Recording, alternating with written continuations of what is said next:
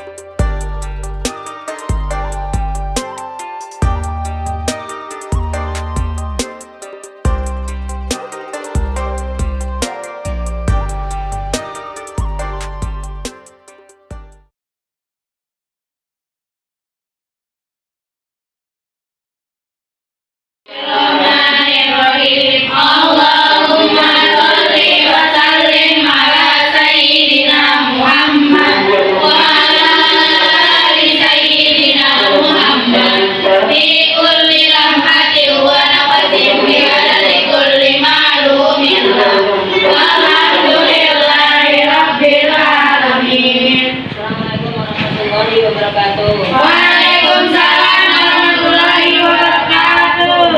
Bagaimana kabarnya anak-anak? Alhamdulillah. Masih ada sampah nggak di sekitar kalian? Tidak ada?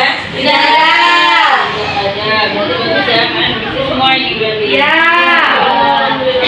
Nah, sekarang salah satu mimpin doa. Siapa? Rizka mimpin doa.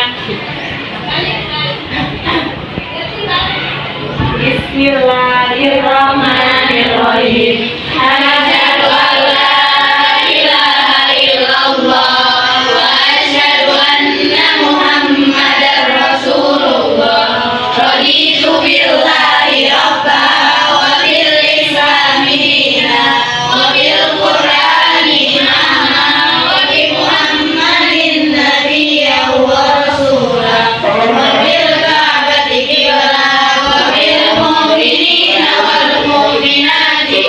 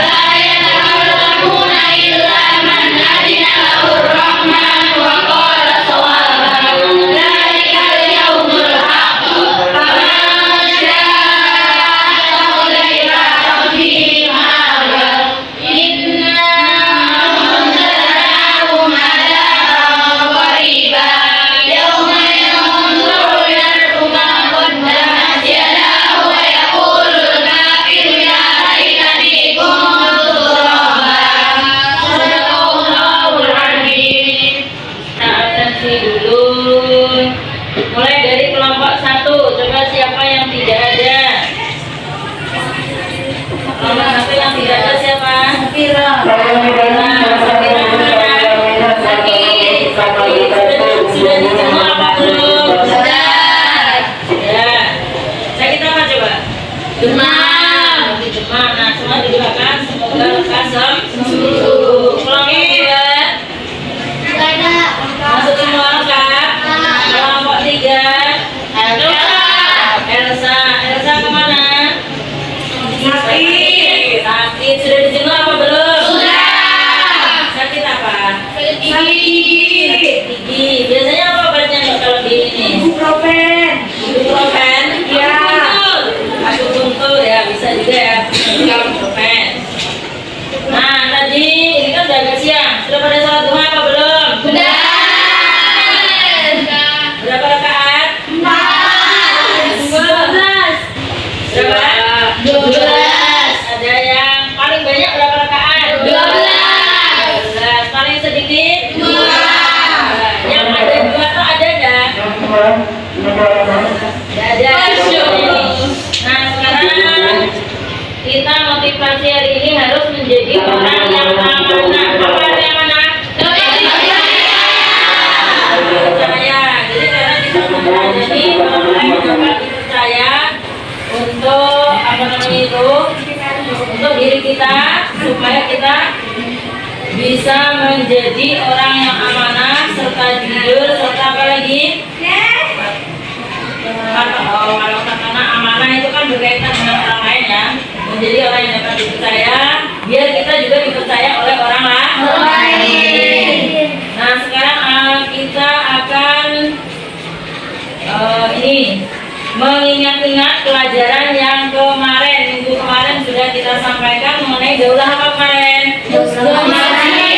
Daulah Utsmani. Nah, coba dilihat lagi buku LKS-nya mengenai daulah Utsmani supaya kita tidak lupa akan apa? Pembelajaran yang kemarin. Coba kelompok 1, apa salah satu sebutkan salah satu sultan daulah Utsmani. Kelompok 1, sultannya siapa? Sultan Muhammad Al-Fatih. Ya, terus apa lagi? Sultan Sulaiman Al-Qanuni. Sultan Sulaiman Al-Qanuni. Terus satu lagi coba. Sultan Salim. Sultan Salim, Bayezid. Ya. Terus sekarang coba kelompok 2. Apa saja peninggalannya? Istana Topkapi. Ya, Istana Topkapi. Terus apa lagi? Galata Tower. Terus apa lagi? Sulaiman. Masjid Sulaiman. Terus yang terkenal apa? Masjid Sofia. Terus sekarang coba, apa sih Galata Tower itu apa? Coba kelompok 3. Galata Tower adalah menara pengintai dengan tinggi sekitar 65 meter dan dikelilingi 16 meter. Ya. Menara yang berada di distrik Galata itu dibangun pada 1348. Berada di tepi laut dan berdiri di lantai atas menara ini, maka petugas istana akan bisa melihat setiap pergerakan kapal tamu atau musuh yang akan masuk ke menara. Menara ini terdiri atas 9 lantai. Selain menjadi tempat melihat suasana kota Istanbul, di lantai 9 ini juga berubah menjadi resto. Lantai lain dari menara ini juga difungsikan untuk kepentingan yang menunjang aktivitas wisata. Nah, kamu lihat, ini namanya Menara Ya, Menara Galata Tower. Sangat bagus. Makanya kan di mana-mana beliau menang. Nah, sekarang ini apa namanya? Masjid Hagia Sophia. Itu coba, apa Masjid Hagia Sophia itu? Masjid yang bagaimana?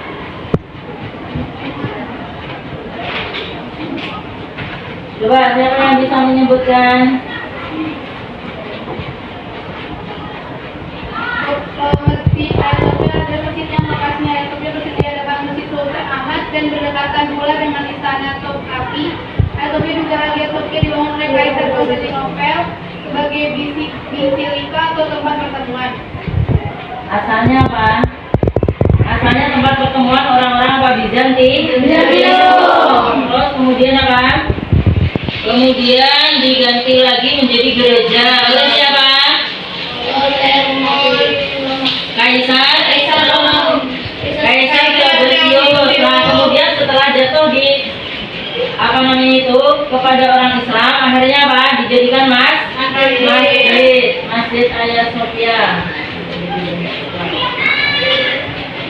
Pembelajaran kita kali ini adalah peserta didik dapat mengevaluasi proses atau latar belakang Daulah Utsmani, Mughal, Safawi, dan perkembangan peradaban ilmu pengetahuan di 3 daulah ini sebagai inspirasi dalam menciptakan kehidupan yang harmonis, toleran, dan moderat dalam kehidupan berbangsa dan bernegara. Nah, tujuannya adalah mengevaluasi proses lahirnya Daulah Mughal sebagai inspirasi yang menumbuhkan sikap berani, berkomitmen dalam menjalankan amanah, mengidentifikasi perkembangan peradaban dan ilmu pengetahuan pada masa Daulah Mughal sebagai inspirasi dalam mengamalkan perilaku inovatif dan kreatif. Jadi intinya itu kalian harus mempunyai jiwa pemberani, mempunyai hati yang amanah, terus mempunyai perilaku yang inovatif dan kreatif. Jadi kreatif dalam apa saja, jadi tidak jumut. Terus yang ketiga, kriteria ketercapaian tujuan pembelajaran. Peserta didik mampu mengevaluasi proses lahirnya Daulah Mughal sebagai inspirasi untuk menumbuhkan sikap berani komitmen dalam menjalankan amanah. Peserta didik mampu mengidentifikasi perkembangan peradaban dan ilmu pengetahuan pada Daulah Mughal sebagai inspirasi mengamalkan perilaku dinamis, inovatif, dan kreatif. Nah, sekarang masuk ke pertanyaan. Kalian tahu ini gambar apa? Coba dilihat. Taj Mahal. Pasti kalian sudah dengar. Bagaimana cerita Taj Mahal? Berada di mana? India. Sudah sering nggak mendengar negara India? Sudah. Itu ada Taj Mahal. Nah, ini yang biasanya sebagai 7 keajaiban dunia apa enggak? Iya. Sebagai salah satu 7 keajaiban dunia. Nah, yang ini namanya apa? Benteng merah. Nah, ini benteng merah. Terus yang ketiga ini namanya apa? Benteng Agra. Nah, ini kan memang orang zaman dulu itu seperti itu. Apa namanya itu? Ada benteng-benteng untuk apa? Untuk perlindungan dari kekuatan musuh. Makanya mereka punya benteng-benteng besar. Nah, ini kalau ini adalah Taj Mahal. Ini makam apa masjid? Makam apa masjid? Makam. Makamnya siapa? Ya, ini makam permaisurinya Shahjahan. Kalau kamu pernah membaca ceritanya itu nanti bagus sih ceritanya. Ceritanya juga Taj Mahal namanya ceritanya itu. Jadi kalau itu ceritanya memang siapa itu Shahjahan itu kalau nggak salah raja yang paling setia. Tidak pernah punya selir. Jadi dia itu kalau dikatakan kalau misalnya Raja Akbar itu selirnya banyak, kalau orang dulu itu istrinya 4, nanti selirnya bisa 100. Tapi kalau Shahjahan ini dia paling setia, dia bahkan dikasih selir aja nggak mau. Jadi kalau nggak salah ceritanya, makanya saking cintanya dengan namanya Mumtaz Mahal, itu akhirnya diberikan apa? Diberikan makam yang ketika istrinya wafat, kemudian ditaruh di situ. Kemudian siapa? Shahjahan juga dikubur di situ di sampingnya. Nah, sekarang ini kegiatan intinya kalian ini kan udah bikin kelompok. Nah, ini materi pokok kita kali ini kan ini apa namanya itu? Mempelajari mengenai Daulah apa? Daulah Mughal di India. Kemarin ini apa namanya itu? Waktu MI atau SD sudah pernah mempelajari atau belum? Sekilas sudah ya. Nah, ini untuk kelompok pertama, kelompok 1, ini untuk pelajaran berdiferensiasinya, kalian apa namanya itu? Menganalisis atau mengidentifikasi bagaimana proses lahirnya atau latar belakangnya Daulah Mughal. Untuk kelompok 2, nah ini bisa dilihat ini di LKS-nya. Itu apa saja kemajuannya ya. Nanti maju satu-satu. Untuk kelompok 3 Ini bagian PBL-nya. Ini bagian PBL-nya itu apa kaitan din ilahi dengan Pancasila. Nah itu bicara itu dengan Pancasila ya. Kaitan din ilahi dengan Pancasila. Nah sekarang coba kalian diskusikan dulu sama teman-temannya. Nah bisa bertanya. Kalian bisa bertanya.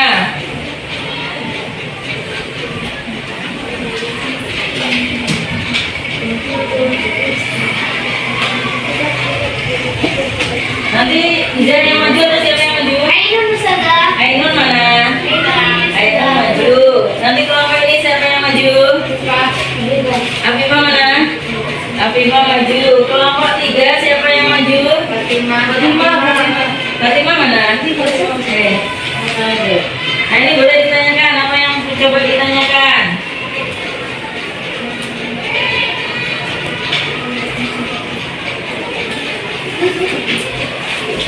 Coba, sudah ketemu belum latar belakangnya?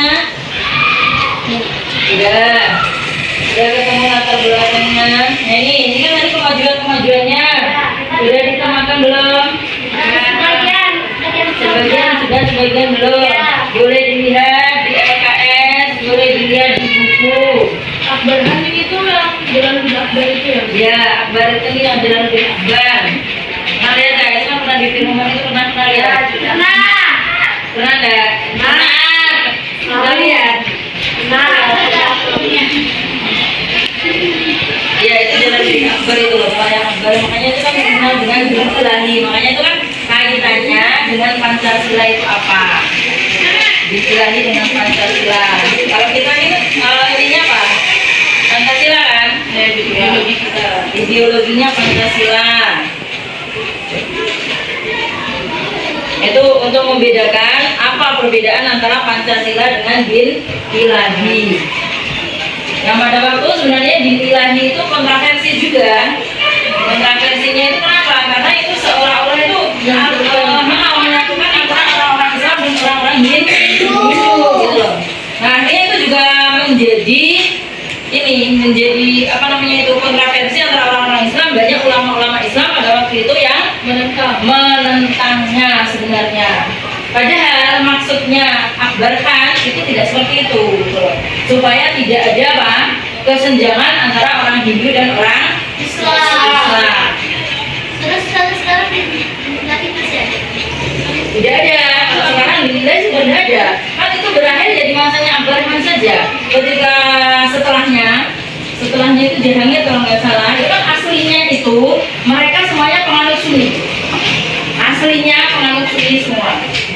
Apalagi nanti yang siapa itu yang anaknya Sajdan itu juga sangat Sunni sekali. Makanya kan tinggalannya negara Pakistan. Kan akhirnya perpecahan gara-gara orang Sip itu terpecah, India sendiri, Pakistan sendiri, Bangladesh sendiri. Nah karena itu kan orang Sip itu orang yang sangat ini loh, jadi kayak sekali dalam agama dia itu agamanya kuat gitu. Jadi itu nggak mau mencampur adukan gitu, nggak mau. Karena yang namanya termasuk Pakistan itu kan negara Islam yang kuat. Sudah ya. Sekarang bisa maju kelompok berapa dulu yang maju? Kelompok 1. Ayo kelompok 1 maju.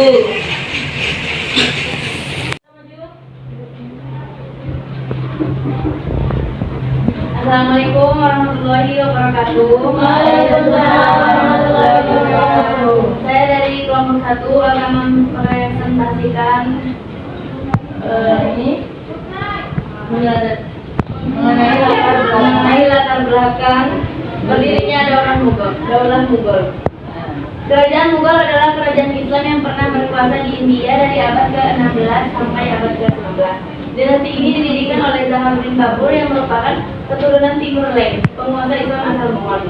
Babur adalah nama kecil dari Zahar bin, yang artinya singa. Ia lahir pada hari Jumat 24 Februari 1483. Ayahnya bernama Umar bin Hizam menjadi amir di Fergana, turunan langsung dari Miransyah, putra ketiga dari Timur Leng. Sedangkan ibunya berasal dari keturunan Zheng-Kuai, anak kedua dari Genghis Khan. Pada usia 11 tahun, Babur kehilangan ayahnya dan sekaligus menggantikan kepemimpinan ayahnya dalam usia yang masih sangat muda. Namun demikian, ia sangat pemberani sehingga ternyata lebih matang dari usianya. Dia mendapat latihan sejak dini perjuangan dan penguasa besar. Ia berusaha menguasai Samarkand yang merupakan kota terpenting di Asia Tengah pada saat itu. Pertama kali ia mengalami kekalahan untuk mewujudkan cita-citanya. Kemudian berkat bantuan Ismail I, Raja Safawi, sehingga pada tahun 1494 Babur berhasil menaklukkan kota Samarkand. Pada tahun 1504 menaklukkan Kabul, ibu kota Afghanistan. Dari Kabul, Babur melanjutkan ekspansi ke India yang pada saat itu dipimpin oleh Ibrahim Lodi. Sudah, boleh duduk. Nah, itu tadi mengenai siapa? Mengenai latar belakang Daulah Mughal. Apa? Kerajaan Islam yang pernah sebenarnya, tapi sebelum kerajaan Mughal ini sebenarnya bukan kerajaan yang pertama, tapi sudah ada kerajaan sebelumnya yang dipimpin oleh Ibrahim Lodi ini. Nah, Zainuddin Babur ini termasuk keturunan Genghis Khan. Pernah dengar nama Genghis Khan nggak? Pernah. Masa nggak pernah mendengar nama Genghis Khan? Keturunan dari Genghis Khan, keturunan dari Mongol, kemudian masih keturunan juga Timur Leste. Jadi ada Genghis Khan, nanti Genghis Khan itu orang yang terkenal sangat kejam. Pernah nggak? Itu pernah juga, kalau kalian pernah, ini itu pernah nih yang menghancurkan tentara Tartar. Nah ini termasuk ini Timur Leste, ini buyutnya Zainuddin Babur. Ya ini juga termasuk terkenal kejam, tapi dia kan juga seorang Sunni juga. Itu kebanyakan kalau dinnya Sunni sih. Terus kemudian kelompok 2, sekarang maju kelompok 2 apa saja kemajuan di di Daulah Mughal.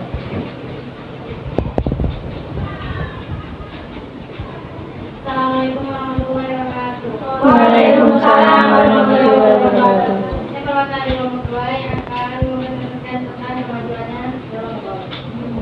Pada masa kepemimpinan Abbasiyah, perkembangan terus berlanjut tidak hanya di bidang urusan politik, akan tetapi juga terjadi di bidang ilmu pengetahuan dan teknologi. Walaupun tidak sebesar dinasti sebelumnya, nilai Islam seperti Baghdad, Andalusia dan sebagainya. Kemajuan yang paling menonjol di bidang ilmu pengetahuan yaitu dalam seni syair dan seni arsitektur.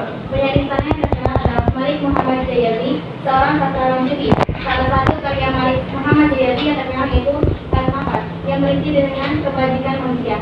Selain itu, dalam penulisan sejarah yang terkenal pada masa ini adalah karya sejarah yang dikarang oleh Abu Khalaf. Sedangkan bidang arsitektur dinasti Mughal meninggalkan bukti sejarah yang sangat luar biasa dan sangat indah. Istana Fatur, Sikri Bisri, villa yang dibangun pada masa Abbasiyah. Nah, itu adalah salah satu ini. Kamu bisa lihat gambarnya juga. Itu adalah kemajuan pada dinasti Mughal. Nah, ini yang pertama itu apa? Ini tadi benteng merah. Ini apa? Siapa yang sudah pernah ke sana? Dalam ini sudah. Kayaknya tuh bisa berubah gitu ya, Ustaz. Apanya? Warna Taj Mahal ya. Itu kan ngarep foto aja.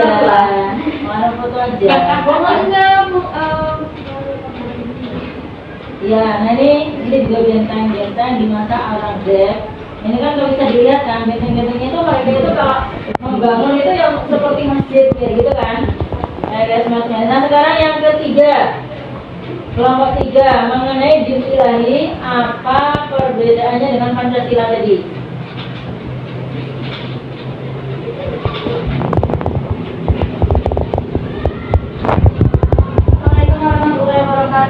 Waalaikumsalam warahmatullahi wabarakatuh. Saya perwakilan dari kelompok 3 akan membahas tentang kaitannya dinilai dengan Pancasila. Dinilai menggabungkan unsur-unsur terbaik dari ajaran Islam dan Hindu, sama dari unsur agama atau kepercayaan lainnya seperti Kristen, Jainisme, Zoroastrianisme, dan seterusnya. Masa Sudin Sokan melalui buku dinilai pemikiran kontroversial Kemenang Agung pada tahun 1994 menganggap dinilai sama dengan konsep Pancasila sebagai way of life bagi bangsa Indonesia. Apa memang tidak lantas mendeklarasi dinilai sebagai agama baru? Seperti halnya Soeharto yang memanfaatkan Pancasila untuk kepentingan politiknya. Akbar pun begitu. Dinilai adalah pertama birokrasi Akbar dalam usaha mencari legitimasi untuk menciptakan kepemimpinan langsung di bawah komandonya. Para pengikut tulis Soka bersumpah mengorbankan jiwa, harta, agama, dan kehormatan dari Akbar. Dengan dinilai Akbar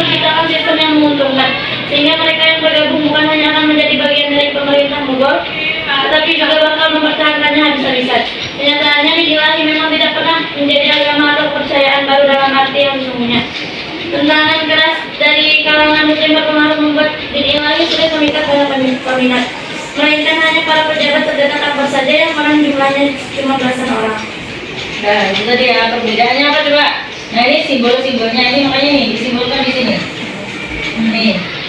Jadi itu simbol. Jadi maksudnya kan emang siapa ini Akbar Han itu orang yang moderat, toleransinya sangat tinggi. Makanya kan dia menikahi siapa? Dan dia ini beragama apa? Hindu.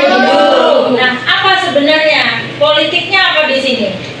Supaya orang-orang Hindu itu takluk kepada orang Islam. Sebenarnya itu namanya adalah pernikahan politik. Walaupun itu sebenarnya Akbar itu sudah mempunyai beberapa orang istri, kayak gitu. Nah ini kan menggabungkan kan, lihat di sini ada ini logonya apa Kristen, kemudian juga ada Hindu, terus kemudian ini kalau bintang ini Islam, ya terus juga nih bisa dilihat di sini logo-logonya mereka, logo-logo kehinduannya. Ini kan tulisan Hindu kan. Nah itu juga agama sinkretis, ya hampir sama kita dengan Indonesia, dengan apa namanya itu aliran-aliran yang sangat banyak di Indonesia. Seperti Indonesia sendiri banyak punya aliran apa saja? Muhammadiyah, NU, Katolik, LDIP, terus apa lagi? Salafi, Wahabi,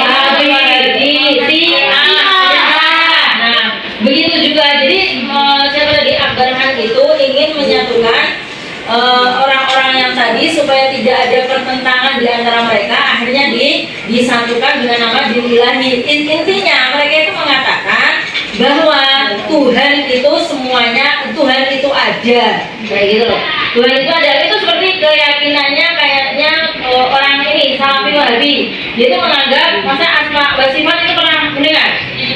Asma wa sifat, terus apa namanya? Wujud apa gitu loh, itu ada. Nah sekarang ini melihat PowerPoint, sekarang dilihat PowerPoint untuk menerangkan mengenai ini. Sekarang dilihat ya. Nah lahirnya ini tahun berapa ini? Kelahiran atau latar belakangnya ini tahun berapa berdirinya?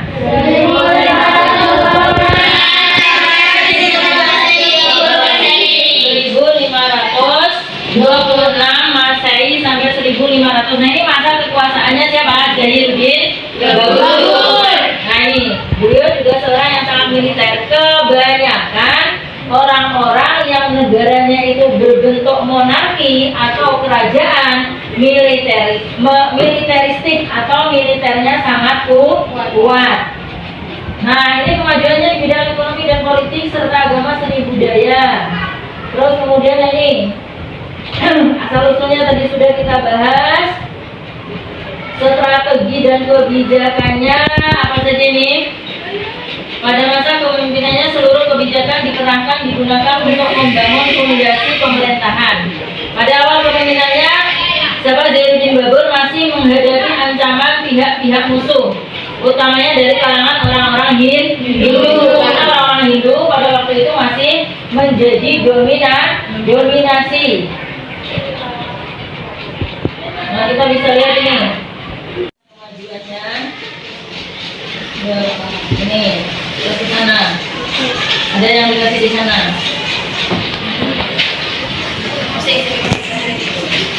Ini bisa dilihat ininya penamanya itu.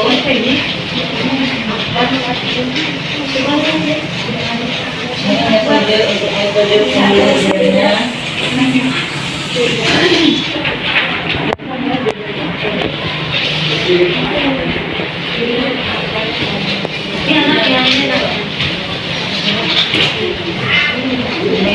Ini bisa dilihat keterangannya. Ini kemajuannya bisa dibaca di sini. Terus ini kemundurannya bisa dibaca di sini. Jadi nanti untuk keterangan-keterangan bisa dilihat yang saya bagikan tadi. Nah, yang pertama itu siapa? Jainuddin Babur. Yang kedua apa? Humayun. Dilihat, ada enggak?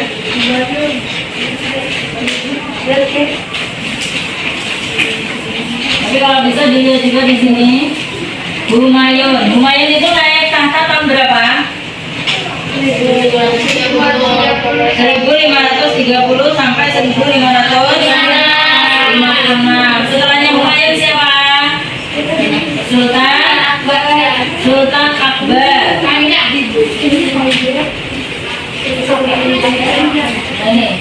Nah ini setelahnya Humayun ini adalah Jalaluddin Muhammad Akbar tahun 1556 sampai 1605. Nah dia ini naik tahta pada umur 14 tahun. Masih muda enggak? Masih, makanya akhirnya yang menjadi pemimpin pemerintahan itu adalah Bairam Khan. Bairam Khan, ingat? Bairam Khan itu. Nah akhirnya setelah umur berapa di usia yang sudah cukup matang, akhirnya beliau ini apa namanya itu bukan memecat ya, mengambil alih kekuasaannya.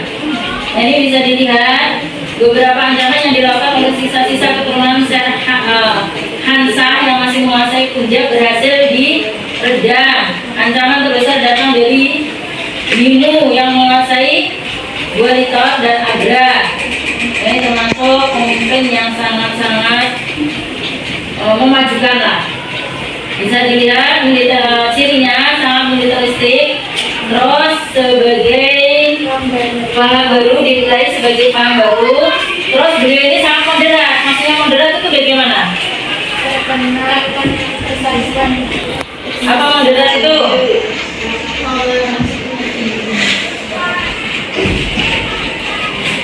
Menjadi seorang pemersatu di antara beberapa agama.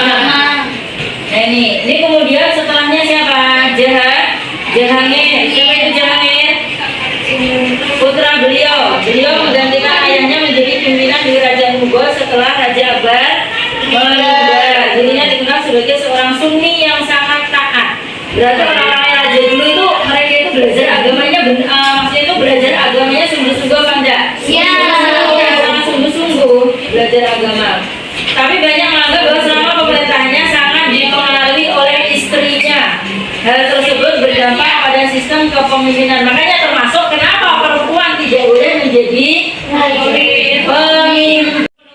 Kita bagikan ini nanti apa namanya itu mengerjakan LKPD-nya ya. Ini enggak ada sih. Nanti itu tapi udah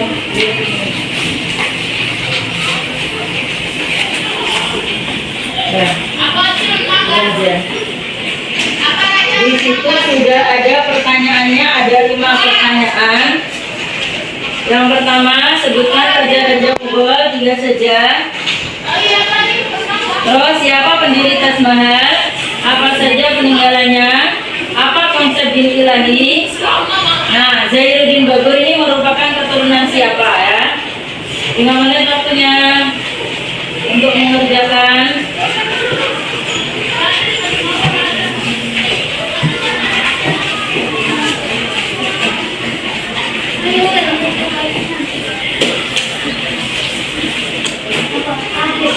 Sekarang ditukarkan yang untuk nilai individu kalian. Dan sekarang nih nomor 1, sebutkan raja-raja Mughal 3 saja. Coba kelompok 1. Mughal. Zainuddin Bagur, Akbar Khan, dan Bukhari. Nah, nomor 2, kelompok 2, siapakah pendiri Taj Mahal? Shahjahan. Kelompok 3, apa saja peninggalannya? Taj Mahal, Benteng Agra, dan kamera. Ya, nomor 4, kembali lagi ke kelompok 1. Apa konsep din ilahi? Ilahi menggabungkan unsur-unsur terbaik dari ajaran Islam dan Hindu, ditambah dari unsur agama atau kepercayaan lainnya seperti Islam, Hinduisme, seterusnya atau sinkretisme. Ya, nomor 5, sekarang kelompok 2, Zainuddin Bagur merupakan keturunan dari siapa? Nah, dan sudah selesai, ditukarkan kembali. Ada yang salah apa enggak? Apa benar semua? Semua. Nah, sekarang adalah kita kegiatan penutup, yaitu kesimpulan. Kesimpulannya, coba kelompok 3, apa tadi kesimpulannya?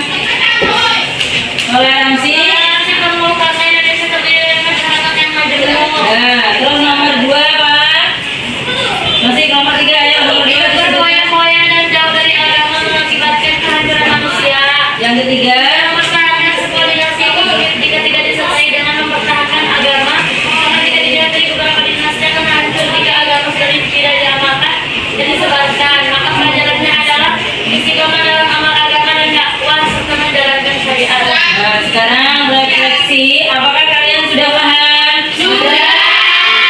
Apakah kalian menyukai pelajarannya? Dan kita doa dulu ini ya untuk minggu depan. PR-nya selain tadi ada PR-nya, jawablah dijawab juga ya. Ya. Nah, kemudian kita mengucapkan